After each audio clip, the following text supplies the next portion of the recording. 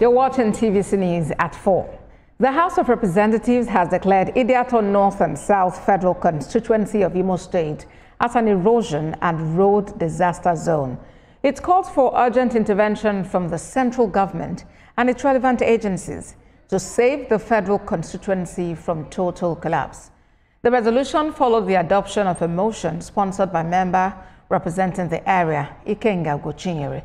Mr. Gochinyere noted that the devastating impact of the gully erosion and road disaster in the constituency currently affects no fewer than 32 communities, threatening their lives and access to essential services like healthcare, education, trade, and road. Concerned that the 32 communities in Idiato North and South Federal Constituency are currently facing gully erosion, threatening their lives and access to essential services like healthcare, education, trade, and road infrastructure.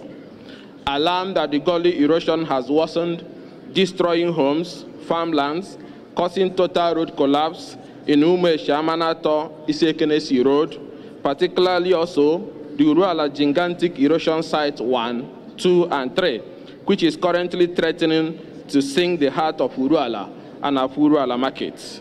Also affected is Umesh, Amanato, Isekenesi, Isiokpo, Umaobe.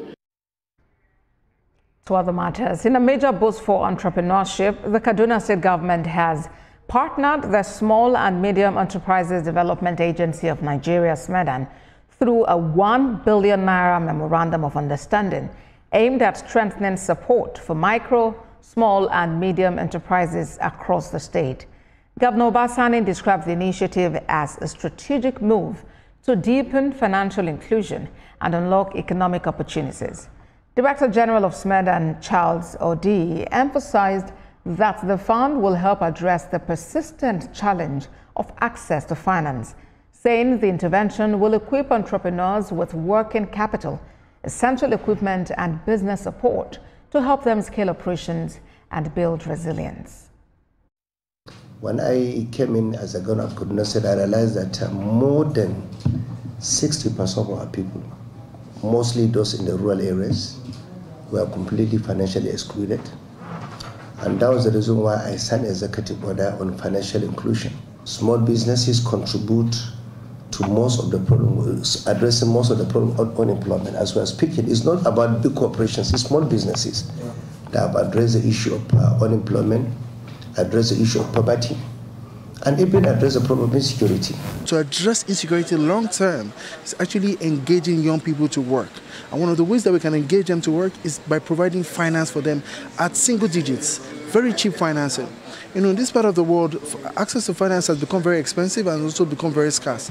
And so what we have done here today is we are democratizing that access to finance, making sure that small business owners in Kaduna State can actually go back to work to increase their productivity and also profitability. We make sure that small businesses in Kaduna State, from Samogari local government to Kaduna North local government, all of them would have funding for 3 major things. 1, they can buy equipment to continue to do the work in their state. 2, they can add to the working capital to do business in their state. And 3, they can procure workspaces to be able to be productive and increase profitability in their states. The First Lady of Nigeria, Senator Oluremi Tinubu, has hosted visitors